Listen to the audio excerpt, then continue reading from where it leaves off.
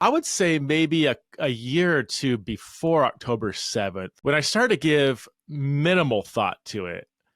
And at that time, I had already deconstructed, I mean, maybe that's not the best term, but I, rethought my dispensationalism. I had become committed to nonviolence against my very militaristic background. I, kind of like, hey, what does the Bible actually say about all these things? And really, really kind of reconstructing my beliefs.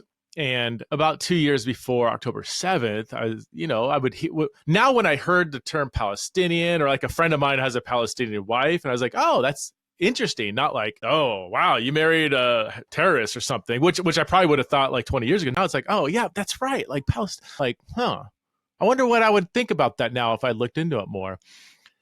Long story short, I vividly remember October 7th and being, obviously horrified by the news that was coming out, and just, any slaughter of innocent people. And at this time, I hadn't really understood the history or context or anything. It was just like, gosh, Hamas went on this rampage.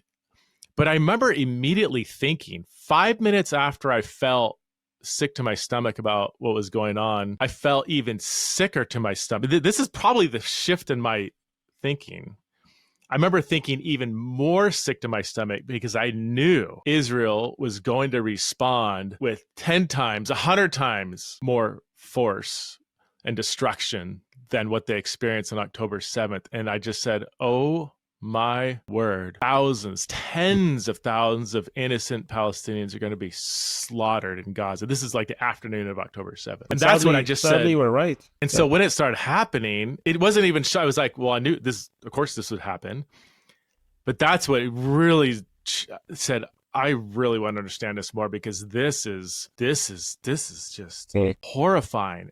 And then when I started to hear Christians celebrating it, supporting it, saying, I mean, I was just like appalled. And that's what drove me into saying, I really want to understand this better. That's what led to my conversation with